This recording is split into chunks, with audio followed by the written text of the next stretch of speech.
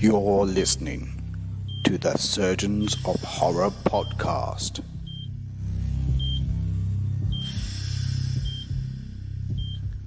Hello, welcome to the Surgeons of Horror podcast. We have the distinct privilege of speaking with horror icon Michael Berryman in this episode, and people might know him from such classic films as The Hills Have Eyes, Weird Science, One Flew Over the Cuckoo's Nest, and also including more recent fare with his engagement with Rob Zombie films, The Devil's Rejects and The Lords of Salem, right up to the Andrew Geddy passion project, The Evil Within.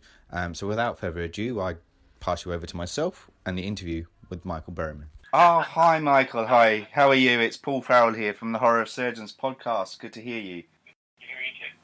So I've just got a few kind of questions, kind of, mainly steering towards your kind of career, but it's just starting off obviously with The Hills Have Eyes, which actually celebrated its 40th year this year, which was pretty hard to believe when I was looking at it. And then, but along with that came your iconic role of Pluto that still haunts some today. How does it feel looking back at this movie today when you look at it? Good question. Honestly, back in the 70s, a lot of the independent filmmakers like Wedge, for instance, small budgets, and we rolled out into the high desert north of Los Angeles, and we filmed just where it was just wild desert. We're outside of what they call the studio zone because we were limited in our budget within a certain distance. You have to have an extra this, an extra that. So we basically went out there with very limited resources and just started rolling film. I mean, we didn't have any permits or anything. We just had one little trailer to hang out with in between while we were actually a little motorhome. Yeah. I remember going for an interview to meet Wes Craven, Barry Kahn, Peter Locke. My agent says, "Hey, go meet these guys." The company's called Blood Relations, was the name of the production company. And I go, "Yeah, sure." I had just finished doing Cuckoo's Nest.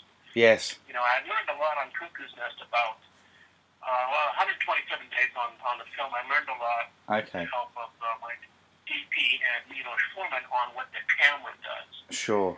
I had a minor in college in art history, so I understood composition. I learned in Cuckoo's Nest about blocking, how you do a close-up, how you set up to reverse and shoot the other person's perspective, and all that kind of stuff. So I was really, really intrigued into that. So here I am meeting Wes and Peter and Barry. Yep. And they tell me about the story based on the McBean family that this is taking place in the desert. And the thing that Wes stressed more than anything was that it's a parallel between two families. And each family has their own set of ethics, rules, and modes of survival. So there's a quick learning curve, of course, with the white bread family, as we call them, Wallace and, that family. So we wanted to keep it as honest as possible. Like, for instance, there's a scene where I am observing the family, and I say, "Hey, I want a walkie-talkie," and I tell Papa Jude, "Well, easy pickings now. They're trapped. They're stuck. We can start picking them off." And Wes had a moment where he wanted me to take the knife and for a tight shot where it's in a threatening manner, where I take the knife and I kind of swipe it on the rock. Well, that was for tension. But I told Wes, I said, "No, Pluto's knife would always be deadly razor sharp at all times, and to swipe it on a rock would dull it." So, that's how immersed I was in this character. And Wes says, "Michael, I understand that, but I need this for the tension." I said, "Well, we can do it." So there were points to where I became Pluto to the best of my ability. And Wes, he knew how to capture that. There was another moment in when we're attacking the trailer with Mars, and I'm stealing only the stuff that matters. So when I open the refrigerator door, on the table there's hatchet I make a reference to. There's bullets. All the things that we would use and that they would need to survive. Yep. So when Pluto, and next time you see it, when Pluto is looking into the refrigerator, I purposely make a visual look to things in the door that I would not want. And it was a red apple, a green apple, and soda cans. Yes. So that was just a visual, again, let's make it as real as possible. Sure. Of course, I stole, the milk, the meat, etc. Yeah. So also my wardrobe, the bracelet around my wrist was actually real human teeth from a dentist.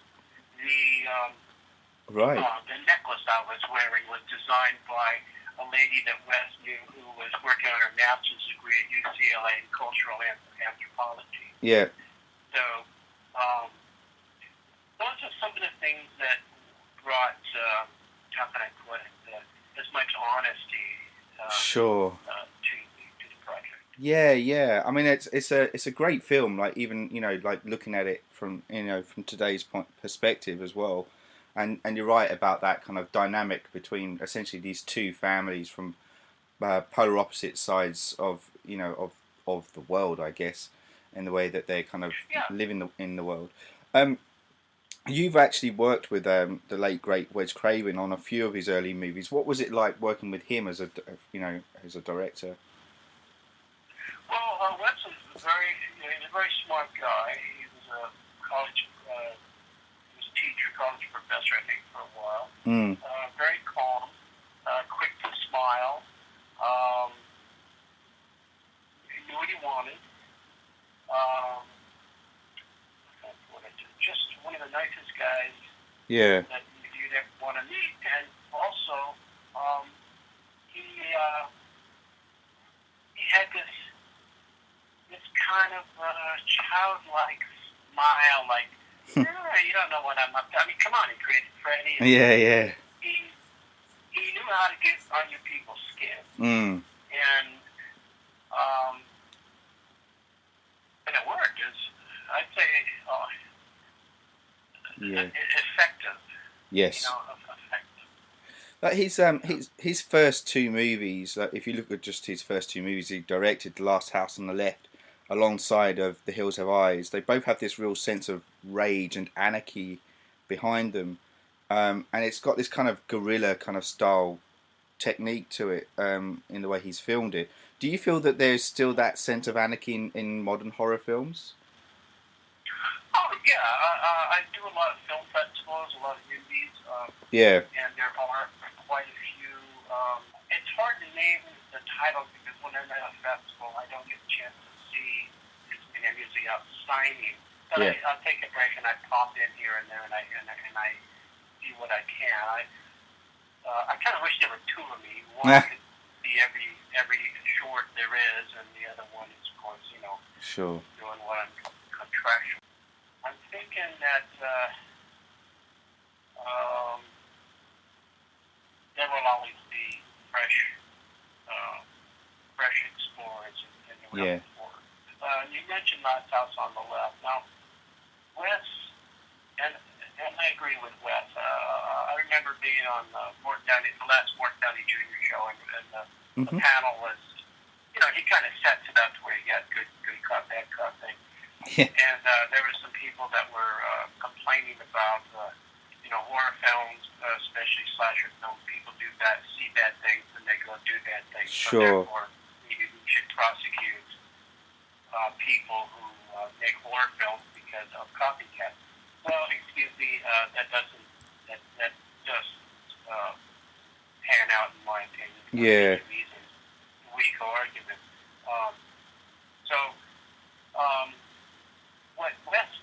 It's just like a zombie film. A zombie film is not about Walking Dead per se. It's really about commercialism and marketing and what happened after World War II and how we became. We thought we had Shangri-La or a perfect society. And anytime you feel you're at that point or that juncture, there's a big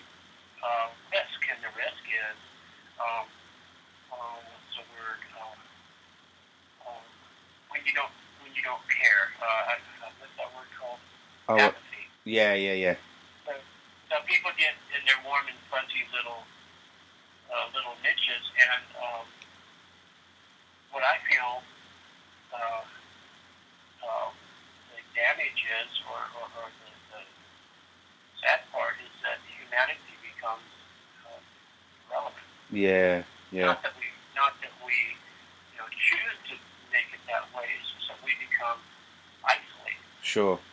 And so that's like on my Facebook page. I keep it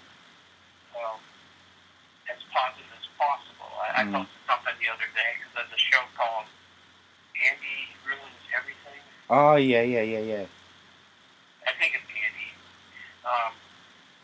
Anyway, it's brilliant. He had a whole thing on his Columbus Day. So he had a whole thing, about Columbus. And, Columbus was a total douchebag. Yes. So I just love. I love honesty. Yeah, for sure. I think that's the thing, though. Like, it's when when films, not necessarily horror, if we step outside of horror, but when films kind of are truthful to the subjects, that's what resonates most with the audience and has a deeper effect on them. I think that's a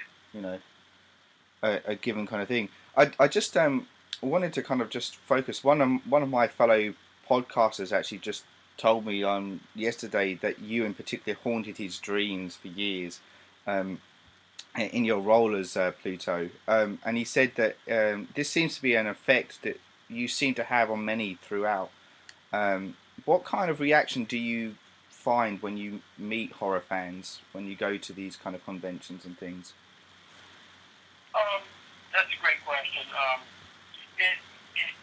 There's a wide range. For instance, I've had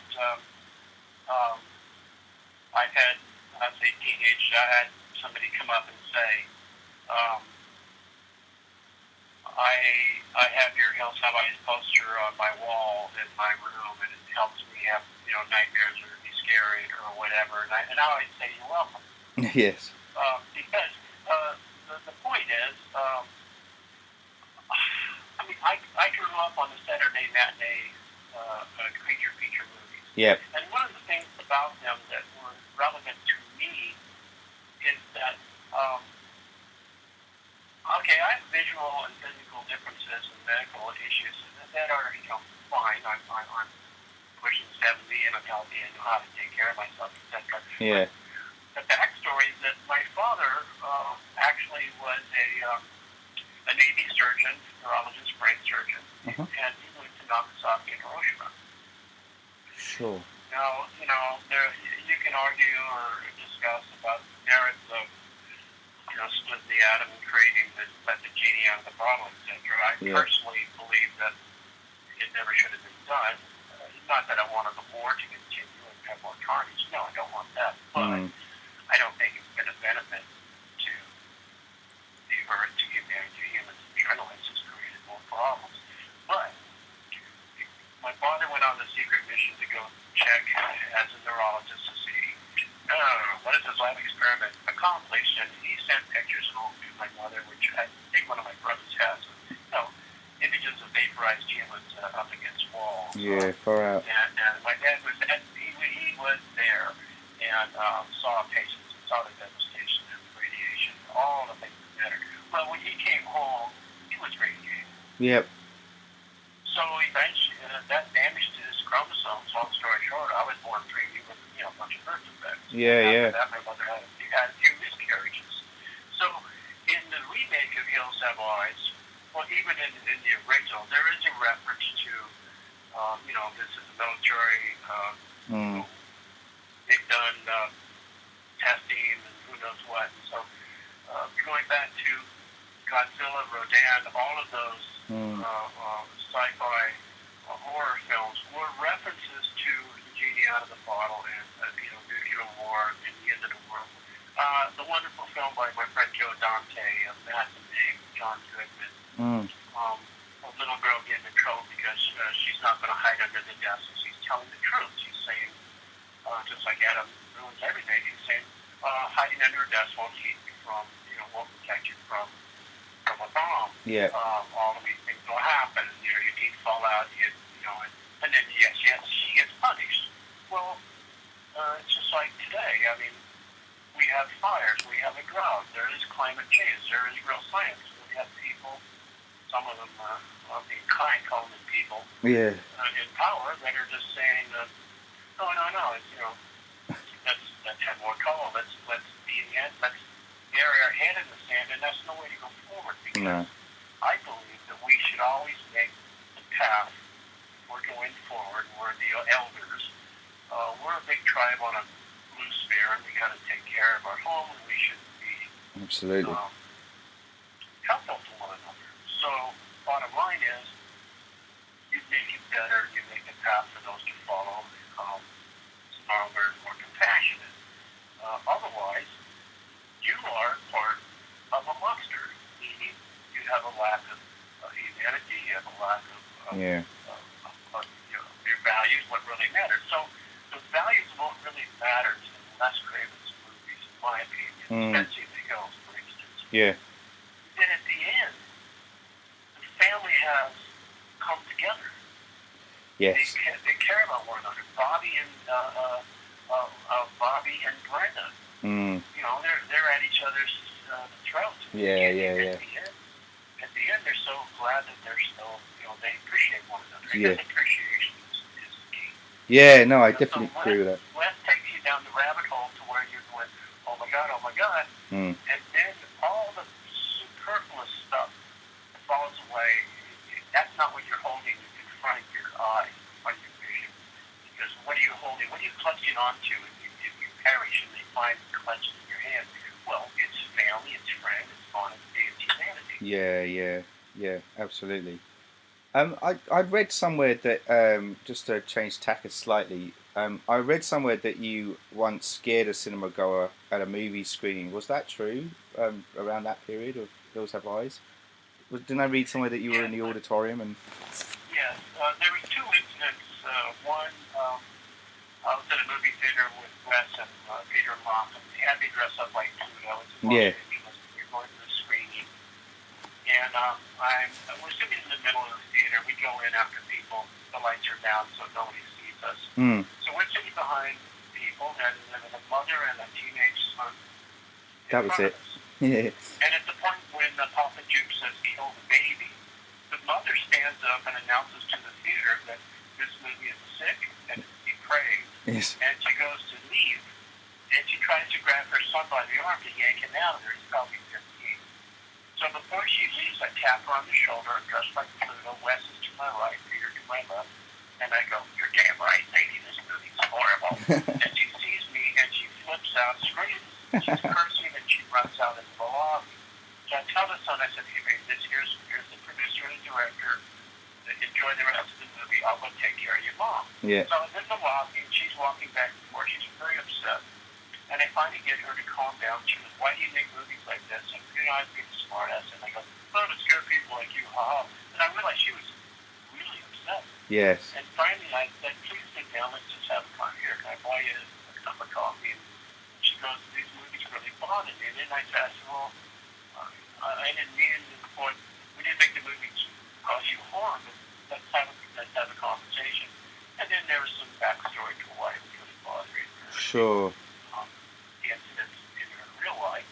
And I said, "Well, look, you know, the point of these movies for us is it's like a roller coaster ride. It says, I don't like the ones that are bloody and gory. I'm not a splatter fan at all. So, you know, we shook hands and left. The other time was I was at a drive-in theater in Los Angeles. And it was, I was again with Wes and Peter, and we're in a van. They had me dress up like Pluto.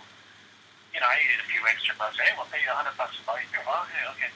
You know, so, I mean, it's like they're elements, you know, taking a few waves. So we're watching the movie at a drive-in, and Peter goes, "Go bang on some car windows." This is about the time we're attacking the trailer. And like an idiot, I go, "Sure, that's real funny, haha." And I do, and this girl screams, and this big guy gets out, he has a freaking baseball bat. He's really mad at me because he scared my girlfriend. Now I'm being chased by this 6 foot something. Oh my God. Guy who's mad with a baseball bat. and I'm going, and I have a rubber knife. Ah, Holy crap. yeah. So I'm running for my life, and I'm confused. I don't know where the van is parked, and I'm yelling as loud as I can. Finally, I see headlights, and the van pulls up. The side door opens. Wes Craven goes, jump, grab my hand, and I do. And we peel out of there. We go to a diner, and have a cup of coffee and pie or whatever. And we're kind of quiet. We're looking at each other. We're going, this movie's going to go somewhere. Yeah. Wow. So, those two events really did happen. Yeah. God, fascinating, and both kind of very different kind of reactions too. Which it says a lot about the effect that the movie had, not just at the time, but as I said earlier, like it still resonates today when you watch it. Like just moving forward, like one of the podcast team reviewed what we felt was a bit of a hidden gem in Deadly Blessing. When we it's a bit of a kind of a forgotten film amongst Wes Craven's work.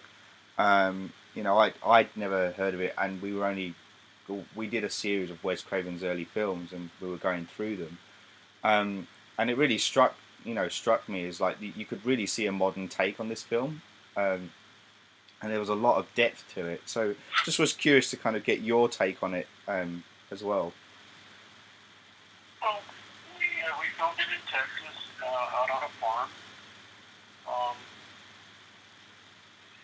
It's kind of a sacred ground, hallowed ground to protect the entity, the evil beneath the earth, so to speak. William's character, well, he was not stupid, he was just a little different. Yes. The mother raising the boy as his daughter was weird. And of course, my character basically was the opening, could be a threatening person, but really he was trying to get the word out that he knew something nobody else would listen or know. Yeah. So he was like the messenger of the cautionary tale. Don't go. It's the old story. What his grandpa Fred say? Don't go down that road. Yes. William Willis say, she's evil. So that was the purpose for the character. Yeah. Yeah, it's a great. It was a great little movie, as I said. And we even said on the podcast, recommend people watching it. It's definitely kind of, particularly because I think not a lot of people know of it. It's it just taps and fans of Craven's kind of later work. You can kind of, particularly with the whole kind of Nightmare on Elm Street stuff. There's lots of elements at play and shots and stuff that he kind of plays with that you recognise down the track as signature kind of shots of his. So if we then look at, I might have to ask you to be honest with this one. What were your thoughts on reprising your role of Pluto in The Hills Have Eyes Part 2? Because it's one of those movies that didn't kind of go down very well from a critical kind of point of view. Well, I like the fact that we had better lighting and cameras. Yes. It's a sharper film visually. My wardrobe was a little more comfortable. It was a little more stylistic, a little more refined. I would be brutally honest to the point of politeness. I don't want to cross a certain line. A lot of the new actors were out of TV, and it was their first features, so there was kind of some cheekiness, cutesiness in our victims, so to speak, the erasers. It was a little cliche, which was to be expected for the people that they hired. Yeah. Not to take anything away from their performance, but they had done a lot. Ruby, Janice White's character, I thought she was spot on, had a lot of depth to her character. Yeah. When she's driving the bus and explaining. Willard Pugh, had some pretty pathetic lines. The black guy being horny, basically, I thought was kind of weak, especially when people are dying and getting attacked, and he runs into what's her name. She goes, "Oh, shower, really?" Yeah. Really, that's the important thing. And then he's going, really wanted to join her on the show. You know, there were some weak spots. I thought, you know, could have been better. We had a serious situation with the production. We had an executive producer that almost wound up getting arrested. There were some issues with some local. Right. Well, I got to be real cautious of what I say. That's okay. I'll just say that the night before the sheriff showed up at the hotel, Moses Hessa, who was the dog handler, and myself, went to a dinner to raise money for the Morongo Valley animal shelter, non-kill animal shelter. Ah, yes. And so we spoke, we brought the two dogs, and one of them was the bionic dog, Yeah. Black. Yes. And so the next morning in the newspaper is a story. A local film company raises money and, you know, topped up and went to our dinner to raise money for our animal shelter. So here's that newspaper article, and then I go have breakfast, I come back, and then there's the sheriff talking to one of the executive producers because had nothing to do with Wes or Peter. It was another person that remained nameless. Yes. Who, when the maid came in to clean the room, found him with some other human beings that would have been disastrous, felonious. Yeah. Shut the movie down kind of situation. I'll just leave it at that. Yeah. So I'm sure he had a kind of really big check to make himself not get arrested. Yeah. Make it worse. So that really bothered me. And I had a moment to talk to that particular person face to face, door closed, and told exactly a few things that I had to say. So we had some issues in that realm. The other realm was that I just thought it was a little too campy and not gritty. It wasn't gritty. I think that's the thing, more yeah. like a movie made for TV. Yeah.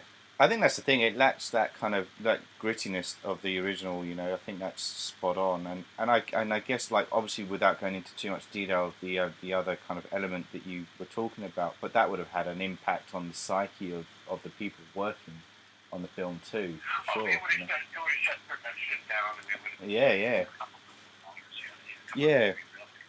and then, you know, you got a Harvey Weinstein coming out. I mean, Yeah. I don't care what they're getting rid of Weinstein. There's creatures all about. So Yeah.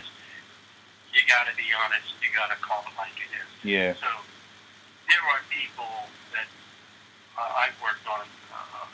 I worked on a project one time. I was supposed to be a bad guy, and I get killed for doing bad things. The bad things that I do had to be implied, and we had a conversation on how to proceed. Being a bad guy, doing something despicable within the realm of you can imagine what happens, but we don't play the graphic. I don't do, you know, to a point. The rest is implied. Yeah. And then when I got to Wisconsin, they said, okay, well, we're going to do it the other way. They go, no, we're not. Yeah. Sure. They thought this because they had me on location. And the only reason I'm saying this is because there were a lot of people trying to get into the business. Yeah. A lot of people think if they compromise once or twice here and there, I'm sorry, it's not a run up on the ladder. No. You got to be who you are. You have to be who you are and know what you stand for at all times, because when you start to compromise, even if you think it's just not a big whoop, guess what? Down the line, it can be a really big whoop. So always stick to your own principles. So I told the director, I said, no, and I said, by the way, you know, I recorded their conversation or agreement on their contract, so I played it back to them and said, what do you want to do? I gave a suggestion on how to do an employment which is stronger, more dramatic. Even the actors think that it's a better way to go. Yeah. But she's young and she's new, and you're going to take advantage of her. So I say, we're going to do it the good way. Yes. He got all huffy and puffy, and I said, fine. So I called my union. I said, can I expect a cashier's check when I get on the plane? And I did. And did, and I went home. Yeah. So I'm just saying that for the benefit of any listeners that are in any kind of business or in this realm. Mm. Just gotta call your own shots. You gotta speak up when it's time. The rest of the time, you're telling the story, make it real, have fun with it. Yeah. And I hope you have a good craft service. Yeah. Oh, no, that's a good point. You gotta have a good caterer. Yeah. Yeah, for sure. So like throughout your career, Michael, you've starred in quite a lot of these kind of cult films and TV shows, ranging from like Star Trek, X-Files, and Z Nation, just to name a few. What is it that draws you to these kind of projects, and are you yourself aware of the cult status that you bring to the roles that you play? Well, it's true. It's true. We know what barns we are tethered to, so Yeah. to speak. But I've done music videos, I've done comedy, Keenan and Kel, Honey, I Shrunk the Kids, Weird Science. But work is work. Yeah. And if it's a good role, it's a good role. I love science fiction. I saw the good Blade Runner. It's awesome. Yeah. Z Nation. Shout out to Z Nation there, because I'll tell you what, the writing's gotten better and better. I'm in about 5 episodes. Just Friday nights on Sci-Fi Channel. The reset is coming, and there's going to be some really exciting things happening. And most of all, founder. Yes. I love the cautionary, sinister aspect of. You've got a cautionary tale, yet there's some sinister ideas as to what the purpose of reset and all that is. Yeah. Okay. So, Abram, the director, really sharp guy. I love working with him. That's what he's doing. Yeah. A lot of fun. Great group of people on this one. Yeah. Big shout out to Z. Yeah. Good people. It's a great little show. What I like about it is that it continues to surprise. It's not afraid to kind of go in a direction that you're not expecting. That's right. Well, how about the big ball rolling zombies? Yeah. Classic. Okay, so now that brings me to talking to people that are kind of immersed in pop culture identity. Brings me to Rob Zombie, who you've worked with on The Devil's Rejects and The Laws of Salem. Both very different films in look and feel. What was it like working on these kind of movies with Rob? Well, I think Rejects is far superior than Lords. Lords, unfortunately, we lost a lot of about 4 pages of script in the early scenes. When we go to Arrest the Witches, we lost the whole prequel, the whole preset as to what the story was about. Sure. The studio wouldn't let us reset. We had a couple actors that, and then, unfortunately, didn't have the lines, and they thought that they could just read the arrest warrants, but it was too dark, unfortunately. They couldn't see. And but the studio wouldn't let us reshoot. So Sid Haig and I, we lost 3 pages of dialogue that explains why we're doing what we're doing. Sure, yeah. So because of that, there was a big gap in the storyline. Rob filled it in with crap. I mean, the floating zombie and a lot of shots of Sherry's ass. She's got a nice ass, but so what? That's not a story. Yeah. Sorry. Not like your wife in these movies. She's a lovely gal, pretty, but bottom line is you're telling a story. Yeah. And I thought McDowell's role was way over the top. I mean, really. Yeah. And then, I forget the little person's name, like Cuckoo or nice guy. Yeah. We've done shows together, but I just thought the running around in a Hitler Nazi uniform playing stand. Sure, I'm not a big fan more. No, that was the next one. That was, you're talking about 31, yeah. I'm talking about 31. I'm sorry. No, you're right. It sucks. Yeah. Lawrence could have been much better. Yeah. Honestly, Devil's Rejects is spot on. I mean, from what I've seen of his work, I haven't seen his Halloween. Yeah. But Rejects kicked ass. Yeah, yeah. Did a really, really, really excellent job of that. Yeah, it's interesting. The homage to Peck and Paw at the end, I thought was just wonderful. And to work with my buddies, I mean, Bill and Sid, Ken, and even Benarski. Love you, Andrew.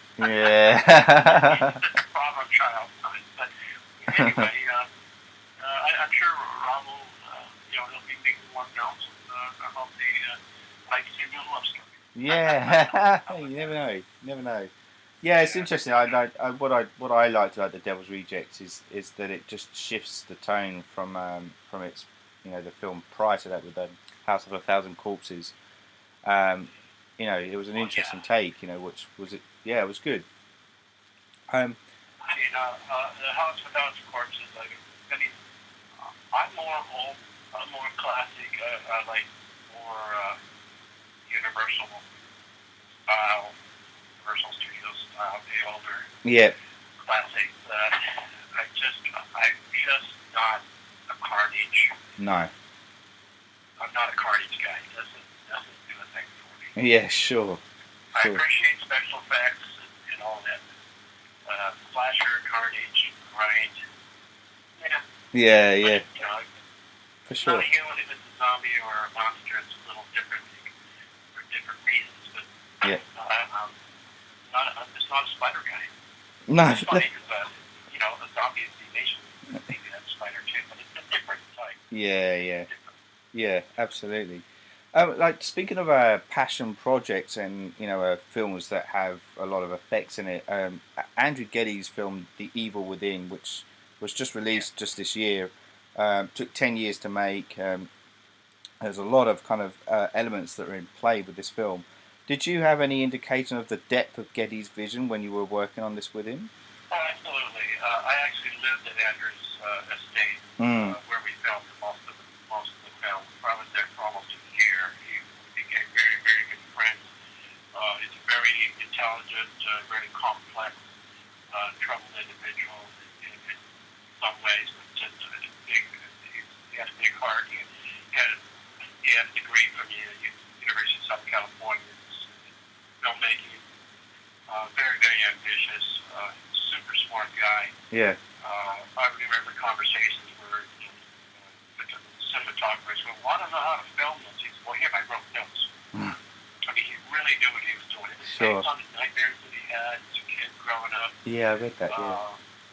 Living alone in a big household, a Getty household, and just very, very complex individual. A lot of the effects, like the Berryman effect, I mean, how do you film that? When the cadaver arrives in the bedroom of the first nightmare and pins the zipper to Fred's back and climbs the side of his body and walks off the camera. Some of that, there's some incredibly effective, beautifully shot scenes. Yeah. It has its flaws, but for a first-time filmmaker, it's very, very strong. Yeah. And, I think it's worth a look more than once, absolutely. Yeah, I felt that too. I've only seen it the once. It was in a festival circuit over this way, and I went along to see it. And I feel it is. You're right. It feels like I need to go back and rewatch it as well. There's lots of elements in play that I'd like to really look at and kind of study. Yeah, it's a fascinating film. It's based on many different levels. There are some areas that I think I would shorten. Other areas maybe touch it. But overall, it is a film. You get something on the subsequent view. You'll go, this, that. Yeah, it's got layers. Yes. Yeah, that's it. That's right. Sorry, it's way better than Lord of Salem. Yeah. Oh, yeah. I try to be kind, but you're right. The Lords of Salem thing. I'm just me. I was going to say it like I see it. Yeah. So on the horizon, though, we've got horror's answer to the Expendables with a who's who of horror teaming up with which sounds fantastic for the movie. I hope it gets off the ground. That would be Yeah, Death House sounds really awesome. But I mean, for you, what was it like to, team up with? I mean, obviously, you haven't seen it yet because it's not come out. But what was it like to kind of team up with some of your co-stars for it? And what is it about horror films of the late '70s and '80s that resonates so much with its audience? Do you think? What were you talking about? What film are you talking about? I'm talking about Death House coming up. Oh, Death House, yeah. Well, it's joy. I mean, I've known these people, their families, we've been friends for decades. It's always, we are actors to have the ability to do what we do artistically, but also it helps us care for our family. Yeah. So for us, we're not all neighbors. We live in different cities and states. So like when we do conventions, it's always we catch up. How you doing? How's the kids? How's the wife? Yeah. That. So when we get a chance to work together, it's like a little family reunion, and it's lovely. We've lost a lot of friends along the way. Yeah. Both are. We're not around forever. So these are all good people, and we all appreciate each other's artistic merit, so to speak. So I just thought it was kind of cool to be able to have as many of us as possible in that house. We weren't all on the set at the same time, and it's been a while. Haven't even seen movies. Yeah. I read somewhere that you were trying to get Doug Bradley involved, and unfortunately he wasn't able to, which is a shame. Well, yeah, that's true. I like Doug a lot. He's pretty much a quiet kind of British kind of fellow, but when he gets chatty, once he gets chatty, it's a lot of fun. He's got a really sharp wit. Pretty smart guy. It's a lot of fun to sit down and have a conversation with him. Yeah, he's a cool guy. I've got some friends that do a podcast series just on the Hellraiser movies, and they chatted to him a couple of times. So there was another part of my question which might have got a bit lost there. But what do you think it is about horror films of the late '70s and '80s that resonates so much with its audience today? I think the '70s and '80s, well, the '70s and early '80s, I think the horror films are they're better written. They're not so dependent upon special effects anymore to create the interest. Yeah. I think the idea of characters actually having arcs and you have to have a character that, for me anyway, where they grow. Yeah. They have a situation where, because of the experience, they are wiser, grateful to be alive, learn something about themselves. I mean, there's a lot to it. I think one of the things that misses, well, in television, it's missing a lot because you don't have a lot of time. But to develop a character requires scenes where you have little bits and pieces of almost irrelevant activities. But the purpose of them are to help you understand what makes this person tick.